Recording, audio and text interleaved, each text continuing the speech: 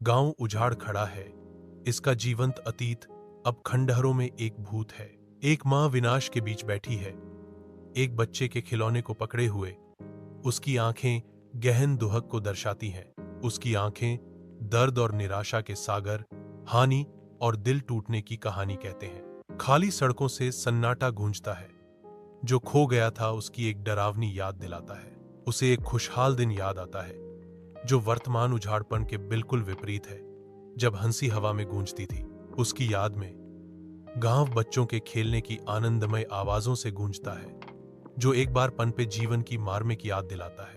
खंडहर हो चुका स्कूल खोई हुई मासूमियत की एक दुखद याद दिलाता है, जिसकी दीवारें गोलियों के छेदों से जख्मी हैं। खंडहर कक्षाओं में निराशा छा गई है, जहां कभी हौसी और शिक्षा फली फूली थी।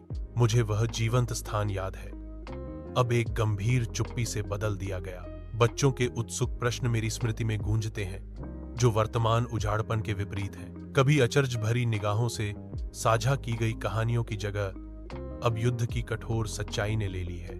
युद्ध ने सब कुछ बेरहमी से मिटा दिया है, केवल चुप्पी और टूटे हुए सपने छोड़कर। वीरान युद्ध के मैदान पर दूर से गोलियों और विस्फोटों की गूंज रात में सुनाई देती है, जो युद्ध का एक गंभीर चित्र प्रस्तुत करती है।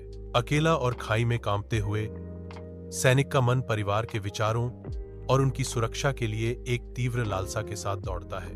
वह खाली देखता है, उसका चेहरा युद्ध के उद्देश्य और इससे होने वाले बेतुके दर्द के गहरे सवाल से अंकित है। अचानक रात एक चकाचौंध विस्फोट में फूट पड़ती है, जिससे सब कुछ अंधेरे में डूब जाता है।